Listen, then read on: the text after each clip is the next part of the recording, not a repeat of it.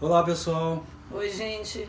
no vídeo anterior a gente comentou que a gente ia gravar uma série de vídeos da nossa viagem de triciclo, que a gente saiu daqui de Brasília, foi até o extremo sul do Brasil, no Chuí, e retornamos para Brasília. E hoje, especificamente, o primeiro vídeo que a gente vai gravar é sobre como a gente criou o nosso projeto para essa viagem. Vem com a gente.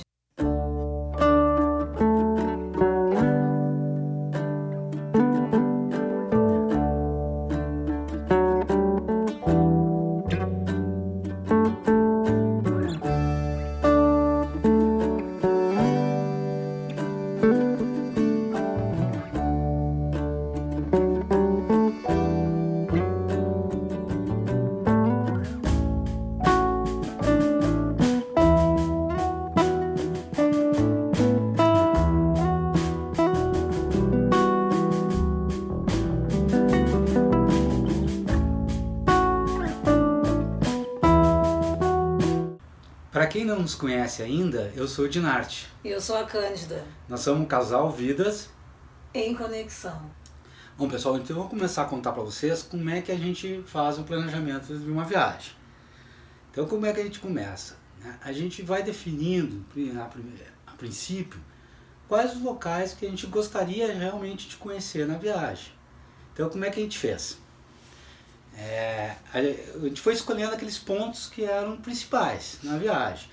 Então a gente queria conhecer a Serra do Rastro da Serpente, a gente queria conhecer a Estrada da Graciosa, a gente queria conhecer, passar pela Serra do Rio do a Rastro. Serra do Rio do Rastro.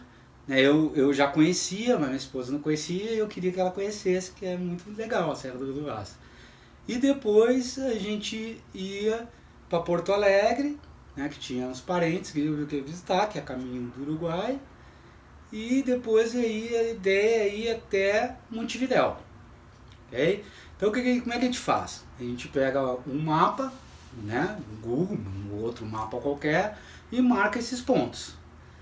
A partir desses pontos, aí a gente começa a ver locais, né, como a gente vai ter que circular desses pontos um para o outro, a gente começa então a decidir alguns locais intermediários que seria interessante conhecer. O que acontece? Quando eu marco um ponto, por exemplo, eu vou sair de Brasília, vou até o Rastro da Serpente. Né? Tem vários caminhos, sabe que tem vários caminhos para chegar no mesmo lugar. Né? Então a gente vê quais são esses caminhos e a gente procura dentro desses caminhos se tem algo interessante para a gente conhecer. Então assim a gente foi fazendo os pontos intermediários. Né?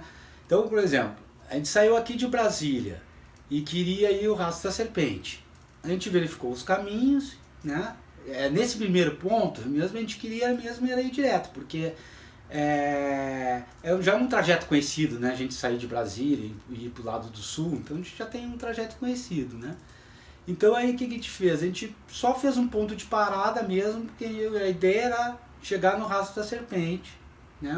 E dali sim começar a explorar outras coisas. Então a gente resolveu parar em Ribeirão, né? Ribeirão Preto, São Paulo. Ribeirão, que é já andando 700 quilômetros mais ou menos daqui. E aí a gente aproveita, toma cerveja no Pinguim, né? Que é uma chopeirinha que é famosa, né? Parada obrigatória, né, para os motociclistas. A gente quando vai para essa região, a gente gosta de parar ali em Ribeirão, porque tem o Pinguim, a gente para no centro, é bem legal de parar ali. Então assim, mas a ideia era para dormir mesmo, e, né, fazer um jantar, tomar um chopp e seguir pro Rastro da Serpente. Bom, do Rastro da Serpente, então, que era o primeiro objetivo principal, né? E o segundo objetivo era a Estrada da Graciosa. Também no Paraná. Também no Paraná, os dois no Paraná.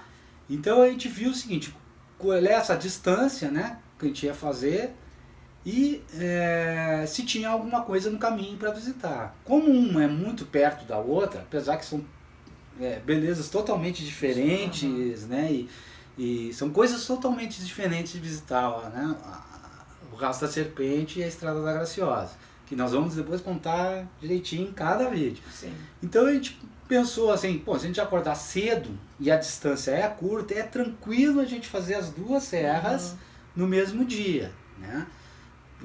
Assim, é pela quilometragem, né, que é a distância, dá para te ir passeando tranquilo, conhecendo as duas serras sem pressa. Então a gente resolveu fazer essas duas serras, né, num dia só. Bom, aí depois, então, a Serra da Graciosa, o próximo ponto ia ser a Serra do Rio do Rastro, né? Aí, qual é os caminhos que a gente tinha para ir para a Serra do Rio do Rastro? Tinha vários caminhos, né? E então, nesses caminhos, a gente foi decidindo qual caminho a gente ia tomar e o porquê, né, que a gente ia tomar esse caminho para a gente aproveitar aí algumas coisas, né? Então, a gente não conhecia o litoral do Paraná, né? E podia, por exemplo, ir para lá, para o Rio das Ostras, tu pode ir, né, pelo litoral do Paraná, podia voltar para Curitiba, descer, pegar Joinville, ou tu pode ir, né, descer pelo litoral do Paraná, subir para Joinville, ir pelo litoral de Santa Catarina e subir a serra, ou você pode já ir por cima e descer a Serra do Rio do Rastro. Então, assim, a gente decidiu, a partir desses tracejados, a gente decidiu qual o caminho que a gente ia fazer. Então, a gente resolveu passar pelo litoral do Paraná, que a gente não conhecia, fazer uma travessia de balsa, e depois, no caminho, se a gente podia ir para o litoral ou ir pela serra mesmo, né, a parte serrana. Então, a gente escolheu ir pela parte de serrana, visitar o Vale Europeu, também era algo que a gente não conhecia, e, né, legal, que é bem legal. O Vale Europeu, né, tem, né, aquelas coisas turísticas, né, específicas. Os pontos turísticos, os prédios históricos. Que a gente vai falar um pouco num outro vídeo. E passar por Urubici. Né, Urubici também tem vários pontos turísticos, é um lugar que está crescendo muito o turismo, é novo. Né? E de Urubici, então, a gente ia descer pela Serra do Rio do Rastro. Né? Então, ao invés de a gente escolher praia, essas coisas, a gente, né, a partir a Estrada da Graciosa até o Rio do Rastro, nós fomos escolhendo esses pontos intermediários. Esta viagem foi basicamente serras, né? Não era o objetivo litoral dessa vez. E como a gente tinha que voltar, algumas opções depois a gente, né, resolveu fazer na volta, no retorno para o litoral. E assim a gente foi fazendo. Né? Depois o próximo ponto, o objetivo principal era Montevidéu. Né? Então, para ir para Montevidéu, podia ir por vários caminhos. A gente resolveu ir, então, pegar o litoral, ir para Porto Alegre, Pelotas, né? E aí fazer esse caminho, Chuí, e entrar aí para o Uruguai. A princípio, no projeto, a gente queria pegar ali o litoral do Uruguai, que aí passar o Forte Santa Teresa, Punta del Este, né? Dentro desse objetivo até chegar a Montevidéu, a gente foi escolhendo esses pontos. Né? E aí tem vários motivos para a gente escolher esses pontos, mas como diz, para chegar de um ponto ao outro, tem várias rotas que tu pode fazer, e o interessante é escolher a rota em cima daquilo que você vai conhecer. Então, basicamente, essa parte de rota a gente faz assim, quando a gente vai fazer uma viagem, a gente escolhe os pontos principais que a gente quer conhecer, e a partir dos pontos principais a gente então vai vendo as rotas que tem para chegar em determinado ponto e colher as atrações que tem no caminho. A gente vai escolhendo então outros locais para a gente ir conhecendo nesse trajeto todo. Okay. Aí fica bem diversificado e o nosso roteiro não é nada assim engessado, né? É bem flexível. Bom, aí é assim que a gente montou o roteiro e como a gente costuma montar os roteiros da viagem. E nós tínhamos que fazer essa viagem em 28 dias. Né? Então, isso também leva em conta, né? Montar os roteiros, definir os pontos intermediários. E depois disso a gente vai planilhar, e que a gente vai contar para vocês como é que a gente faz isso. O que é planilhar? Colocar na planilha. Vamos lá, amor, conta pra ela. Bom, como é que a gente... O que acontece? Depois que a gente já resolveu, né, já fez todos os ajustes no mapinha e a gente já está sabendo exatamente quando sai e o tempo que a gente tem para retornar, a gente vai para uma planilha e ali a gente vai colocar os custos, né, baseado no trajeto e no tempo que a gente tem. Então, o que entra nesses custos? Vai entrar o custo de combustível, né, que dependendo da média que o veículo faz, o triciclo mesmo ele faz de 10 a 12, vai depender do pezinho, né, da velocidade na estrada, de 10 a 12 km por litro. E os valores do combustível, eles variam de estado para estado. Então, a gente faz mais ou menos uma média desses valores. Isso em termos de combustível. Um outro ponto, um outro dado que também vai na planilha é o de pedágio, que também é bem diversificado. Né? Em São Paulo mesmo tem vários pedágios, alguns bem altos, outros bem baixinhos, né? E até a região sul a gente encara vários, né? Muitos pedágios mesmo. Só que varia muito também valores, né? Então também a gente tem uma média de valores assim, desses pedágios. O que acontece com a hospedagem, que é um outro dado da nossa planilha? Nós não fazemos reservas. Né? Tem gente que não viaja de jeito nenhum sem reserva. A gente não faz reserva pelo seguinte, como eu falei há pouco, o nosso roteiro, ele não é engessado, assim, não é fixo. Né? Então quer dizer que muitas vezes a gente muda, né, de ideia, ia ficar 1, 2 dias num local e aí a gente descobre outras coisas, vai descobrindo, vai ficando, né? Ou até ia ficar mais aí em função do clima ou de alguma coisa que a gente soube no outro local, a gente vai antes do mais ou menos do que a gente pensou. Então a gente não fica amarrado a isso. É, né? Só fazer um adendo interessante, quando a gente faz essa planilha, né, a primeira coisa que a gente faz, a gente coloca então esse roteiro todo dentro do calendário de 28 dias e de volta. Isso. Né? Então ali a gente programa algumas pausas. Aqui é legal é ficar um dia. Então não é que a gente, né, a gente gosta de conhecer os locais. Então não é só passar pelos locais. Tem alguns locais que são pontos de referências nossos, que a gente então escolhe. Não, então vamos ficar nesse local mais um dia. E isso é maleável, né? A gente gostou daqui, de repente a gente tira de um lugar para botar no outro. A gente vai fazendo as compensações. 28 dias é entre a saída do apartamento e a volta. Agora, exatamente, né? Tem uns dias extras, coringas. Tem os coringa, a cartinha na manga, né? Tal, que a gente de repente pode usar. E não se sabe exatamente onde vai ser usado, se vai ser usado mais de uma vez. Eu sei que a gente tem esse prazo para estar em casa. E daí, esse dado da hospedagem vai para a planilha com algumas opções. Por exemplo, aí tem pousada, tem hotéis, tem para todo preço, todo gosto, né? Vai depender muito, né, também do lado financeiro, né? E neste caso aqui, quem é mais econômica, quem pesquisa mais e quem não é muito consumista sou eu. Não, nesse caso não é o homem, é a mulher. Ela cuida do dinheiro. Então, quer dizer, o que acontece? A gente faz, tipo assim, uma média, né? Não há necessidade de procurar uns 5 estrelas, 4 estrelas. Na verdade, nós já passamos do 0 estrelas a 5 estrelas, eu acho, nessas andanças todas nossas. E tá valendo, é legal de qualquer forma, e tem alguns episódios ótimos, inclusive. Então, aí a gente consegue uma média de hospedagem, né? E com relação assim, mas aí de repente eu vou conseguir, não vai estar tudo lotado. Olha, na parte de serras tem muita hospedagem e essas variações que eu estou falando, em termos não só do valor da hospedagem, mas também assim bem no centro do município, né, da cidade que a gente está, ou mais próximos mesmo da parte mais natural, assim, da natureza, mais retirado, né, como a gente diz lá no sul, mais para a zona rural, digamos, né, para fora, assim. Então quer dizer que dificilmente não vai se conseguir. Até agora a gente sempre conseguiu, né? E aí tem aqueles aplicativos também, aplicativo que daí já vai orientando, né, a mais próxima hospedagem, a gente já liga e pergunta antes de chegar lá. Os aplicativos, né? Para dar um norte, booking, assim. Essas coisas assim. E aí faz uma média também, né, tanto de distância quanto de valor e tudo, e vai e tem, não ficamos até agora, não precisamos dormir em nenhuma praça.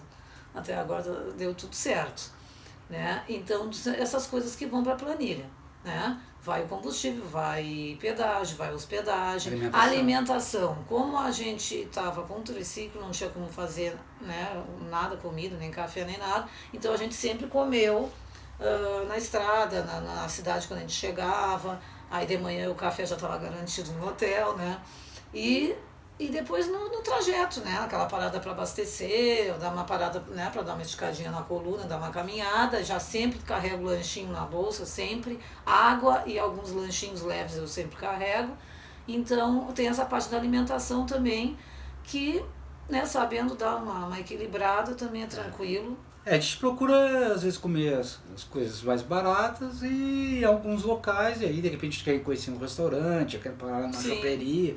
Então a gente faz essas compensações para, né, É poder curtir, né? curtir, Na boa, não vai também evitar alguns gastos, porque afinal de contas é a viagem, né? Então isso tudo já estava previsto, algo que é planejado antes, né? Para poder Então, fazer isso aí. E é com base nessa planilha aí que a gente, né, faz esse planejamento, que a gente mais ou menos sabe o que a gente vai gastar na viagem, né? E em toda a viagem a gente já tem mais ou menos um orçamento que a gente vai gastar em relação a isso. E é interessante também comentar que tem alguns passeios turísticos, alguns locais turísticos, aliás, que eles não são cobrados, né? Que não tem entrada. Por exemplo, nós pagamos, foi no Morro da Igreja, ali ao lado de Urubici, né? Faz parte de a gente Urubici, pagou dois a gente passeios pagou uma turísticos taxa, só. não foi muita coisa, Tudo. né? E o outro foi qual mesmo?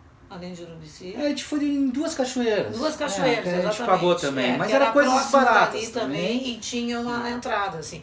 Mas nada e já salgado. já estava no planejamento. Já né, esses estava, a gente passeios, sabia sabe? que nesses locais pagaria, né? Já nos outros é passagem livre, né? E na verdade a gente não vai exatamente, né, com aquele crachá de turista, né? A gente vai passeando, conhecendo, descobrindo coisas novas e, né, interagindo, não exatamente com aquele foco bem assim de A gente tem de essa, turista, essa né? planilha, né? De repente, vou ver se a gente consegue disponibilizar elas para vocês depois verem como é que a gente... Isso, a gente coloca assim, uma planilha visão no Excel. geral, né, da planilha, a gente coloca. A partir então, a gente, né, já fez o roteiro, levantou custos, aí a gente começa a programar já as questões De bagagem, de bagagem, o que levar, né? O que levar. Então a gente separou a questão de levar em duas, né? Primeiro, a gente viaja de triciclo, né? E o triciclo, nosso triciclo é montado, é de fábrica e tudo, mas ele não é um carro, né? Então a probabilidade pode acontecer alguma coisa e muitas vezes, por exemplo, não tem step, né? Então se fura o pneu, como é que a gente faz para resolver, né?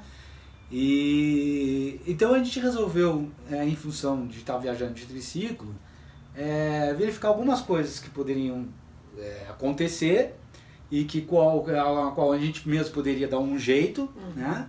Se viesse a acontecer, e algumas coisas que também pudessem nos ajudar a socorrer se algo acontecesse.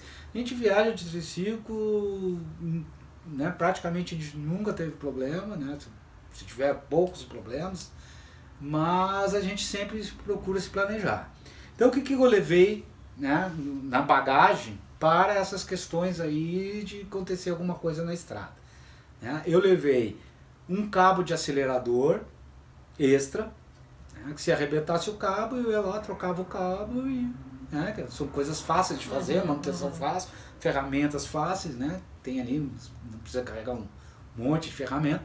Então eu levei um cabo de acelerador, um cabo de embreagem, sinaleira, né? Porque as sinaleiras às vezes não é fácil de encontrar o mesmo tipo de sinaleira, aí queima, tu pode ser multado. Queimou a sinaleira, eu trocava a sinaleira, né, de freio, pisca, essas coisas assim, e trocava e continuava a viagem sem preocupação aí de repente andar com mal sinalizado. Levei uma bombinha para encher pneu, né? Então triciclo, são 3 rodas, né? Se caso um pneu fura, tem pneu sem câmera, às vezes ele começa a esvaziar, tu pode ir enchendo até chegar no posto. E também levei aqueles sprays para furo de pneu, tapa furo, spray tapa furo. Como a gente não tem step, levei os sprays e um cambão, né? Que eu tenho um cambão desmontável, né? E um cambão que é desmontável, por caso acontecesse alguma coisa e eu não conseguisse resolver, né? Eu mesmo não dá, qualquer um que tivesse um carro, uma bola, né? Puxa até tal lugar, botava o cambão ali e puxava pelo menos até um ponto. Um posto, alguma coisa que a gente pudesse, porque às vezes pode estar num trecho que não tem nada perto, né? Assim, muito perto. Então, cambão pode te livrar de ficar parado num lugar ruim, às vezes. Então, basicamente, essas coisas também a gente planeja na viagem, né? Porque nos traz um pouco de segurança e como a gente viaja muito espírito livre, né, amor? A gente é aquele que acha que nunca vai acontecer nada, né? Porque a gente tem esse coração de que as coisas dão certo mesmo, esse otimismo e tudo. E sempre dão. E geralmente sempre dão, né? Depois a gente vai contar essas coisas mais pra frente. Isso é assunto para um outro vídeo, que é sobre as experiências de viagem. Experiências de viagem. Então a gente viaja com esse espírito, mas a gente não deixa de levar alguma coisa, né, para se precaver. E eu vou encerrando por aqui com a bagagem. O que acontece? Em geral, né, as mulheres têm alguns problemas assim com bagagem quando o espaço é pequeno. Né? Eu até que não, pelo menos eu melhorei bastante. O que nós inventamos? Assim, nós descobrimos esses organizadores de bagagem. Então o que acontece? Ele já te delimita, né, o que tu podes levar. Então para as mulheres é bem interessante. Por quê? Porque são bolsinhas assim, ó, com fechinho. Né? A minha é a branca, a dele é a preta. E aqui a gente coloca, né? Bermuda, camiseta, se é verão, né? Biquíni, canga, uma série de coisas, né? Meias, roupas íntimas, roupas de dormir, tudo vai divididinho, separadinho aqui. O que acomoda bem nos baús, né? Porque tanto moto como triciclo tem aqueles baús laterais, às vezes o baú traseiro também, então fica bem organizado. O que acontece? Nós sempre separamos uma dessas em especial, assim, para carregar mais na parte de cima, que seria assim, ó, com aquelas mudas de roupa que a gente vai usar no trajeto, assim, na estrada. Porque senão a gente tem que estar abrindo a bolsa, que sempre se leva uma bolsa maior, né? Quando ela fala no trajeto, assim, eu fiz uma parada aqui, qual é a próxima parada? A próxima parada, exatamente. Então aquela ali já fica mais à mão, né, com coisas do banho, assim. Então a gente coloca mais, né, acima, assim, no baú. E aí quando chega na pousada, no hotel, seja onde for, a gente já tira aquela e pode deixar as outras coisas todas já montadinhas no triciclo, na moto não precisa tirar tudo. Né? Então esses organizadores de bagagem é bem interessante. E são fáceis também de guardar, fica empilhadinho, né, um dentro do outro, não ocupa quase lugar. E eles também são laváveis, então fica ótimo. O que mais que eu vou ter para falar para você sobre bagagem? Outra coisa, tem alguns itens que a gente nunca esquece. Por exemplo, repelente, nós nunca esquecemos. Seja para a praia, para a serra, para o meio, né, meio do mato, tudo repelente nós sempre usamos, levamos para, né, usar. O protetor solar, lógico, né, porque embora de capacete fica passando. Eu uso meu capacete aberto, né? E aí o sol. Nele ainda passa mais do que em mim, digamos que o meu é fechado uma parte. Então a gente leva sempre o protetor solar, também fica bem à mão para durante a viagem tá repondo. Boné, porque quando se tira o capacete, de repente tu vai, né, fazer uma trilha, vai tirar foto em cachoeira, seja o que for, a gente não vai estar com capacete, daí a gente coloca o boné. Proteção, mais para quem tem pouca telha, né? Pois é, para ele também proteger ali. Carecona, se eu botar um boné no outro ali dia... vai o protetor solar e vai o boné, né? Que é a proteção total ali. Então também a gente leva sempre bonés. A água, com certeza, né? A gente já sai de casa sempre com umas 2 congeladas e uma bem geladinha, porque a gente bebe bastante água. A gente chegou a pegar 39 graus nessa viagem. E com as roupas, né? A gente usa as roupas. A roupa de estrada, né? Aquela. De moto, sabe? Proteção, então essas proteção roupas. UVA, né? Segunda pele. A segunda pele. A gente usa muito a segunda pele. Por que a gente usa a segunda pele? Já que tá falando da. Pois é, o que acontece? Eu até no início eu não acreditava muito, mas isso é verídico. O que a gente sua, porque acaba que, né, na estrada, sol forte, tudo, a gente acaba suando, fica todinho nessa segunda pele. Então não umedece praticamente nada a camiseta que está por cima. E além disso, protege os braços, né, em função do sol. Então a gente usa aquela de manga longa e mais uma camiseta. Claro, se usa a calça também, né, e mais a jaqueta, a de verão, né, lógico. Calça de segunda pele eu uso também. E a calça também. Bom, então a gente, em função de chover, né, chove no verão do sul, principalmente janeiro e na época do carnaval. Então a gente sempre leva a roupa de chuva, né? Que é a calça, aquela jaqueta e mais a bota, né? Que até eu chamo de pé de pato. Pelo menos a gente caminha, né? Que parece um pato caminhando por causa daquela parte ali do pé. E podem acreditar, não passa absolutamente nada de água, nada. A gente fica protegido, podem viajar, de repente se é para uma região que é certo que vai estar chovendo e tal, a roupa realmente de chuva é super boa. Não nossas água. roupas de chuva não passam água e nós pegamos, depois nós vamos contar aí na parte das serras, né, no outro vídeo, a gente vai contar como é que a gente lidou com a questão da chuva, porque a gente pegou umas chuvas violentas. Até não foram assim muito demoradas, mas foram bem fortes no caso, né? Então, e como é que a gente, como é que a gente faz aí quando tá chovendo? Quando chove, não, mas é tranquilo, então a gente sempre leva, independente, assim, até por questão de segurança, né? De cuidados, vai usar, não vai, às vezes a gente não sabe, mas a gente leva sempre. Continue, amor, que eu só vou e já volto. Tem uma outra coisa também que a gente nunca deixa de levar, é alguns medicamentos, né? Aquela coisa básica, assim, alguma coisa para dor de cabeça, para o estômago, uma pastilha para garganta, né? Um band-aid, alguma coisinha assim também, né? De curativo. Isso a gente sempre pega e leva, que é mais tranquilo, entende? Porque dependendo, não tem onde comprar, então já é uma segurança, assim, é coisa de mãe, sabe? Que quando eu saía sempre com os filhos pequenos, eu sempre levava alguma coisa que os dois costumavam usar, caso precisasse, e aí essa caixinha, assim, de medicamentos eu não abandonei, não deixei pra lá, e eu levo também sempre. Aí eu acho que eu não comentei da roupa, essa da estrada, da segunda pele. A segunda pele, o que acontece? Ela é fininha, mas ela é super boa, né? A qualidade é boa e principalmente ela resolve, né, a questão do sol e do suor, né? A proteção, né, dos raios do sol e também o suor, que a gente não fica, né, assim, encharcado. Ela fica encharcada. Então o que acontece? Quando a gente chega, né, para dormir, antes já que a gente toma um banho, a gente já lava ela e pendura ali no quarto, num cabide, ou então até no próprio box do banheiro e dá abre a janela. Como a gente...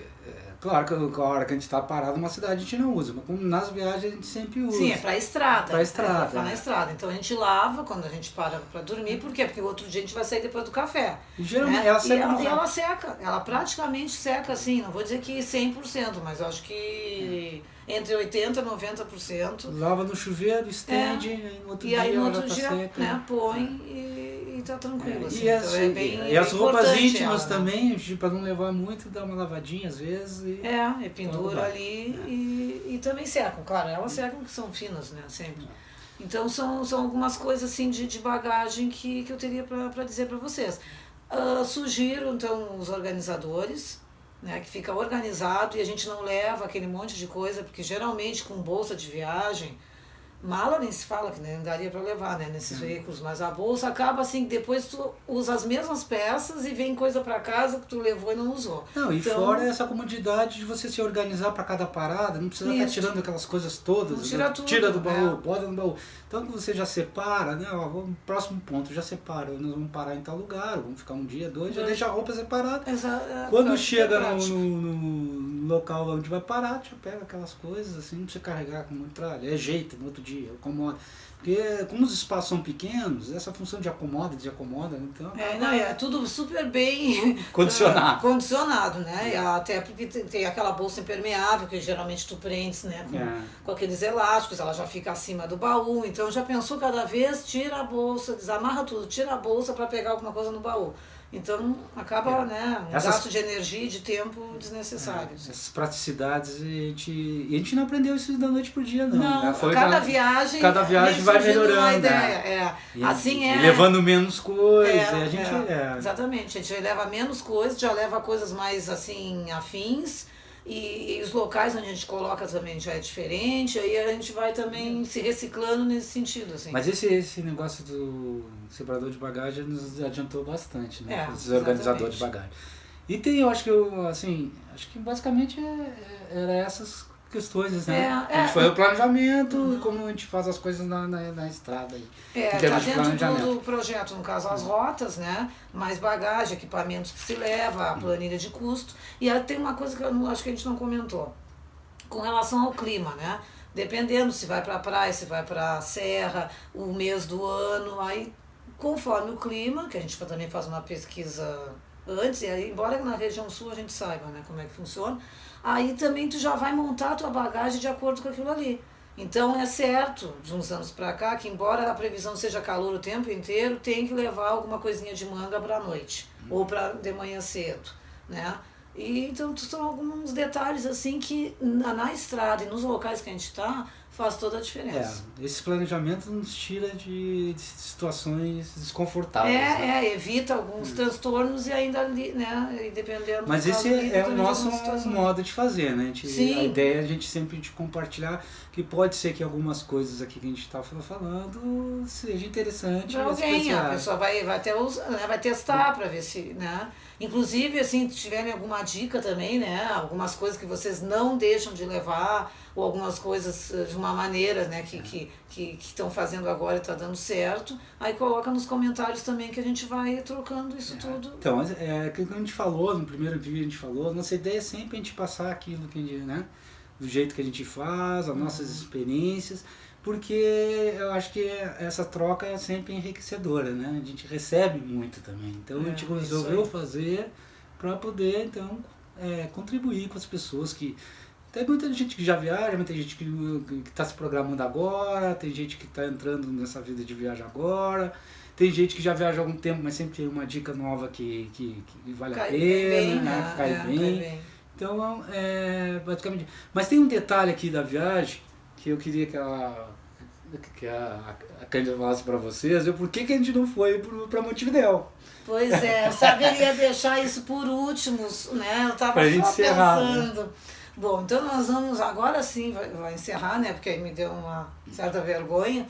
Que a gente foi até o Chuí. Nós fomos até o Chuí. A programação mesmo era até Montevidéu, no Uruguai, né? Passando por Punta e Forte Santa Teresa, né? E outros locais que a gente ia acabar passando mesmo, ou na ida ou na volta. O que aconteceu? A gente faz o checklist aqui, a gente é organizado. Só que aconteceu? Não, a gente é organizado. Só que a gente também é assim, ó, aérea e desligado. Então, bateu todo o checklist e eu me dou o trabalho, aqui eu tô com a caneta azul, porque é a que eu escrevo. Só que depois eu dou o ok com a vermelha, para ver o nível, né? Para ficar bem organizadinho e me chamar a atenção. E eu tava dando ok em tudo. Circulei a palavra passaportes, por quê? Porque eu tinha que pegar na gaveta. O resto já tava tudo...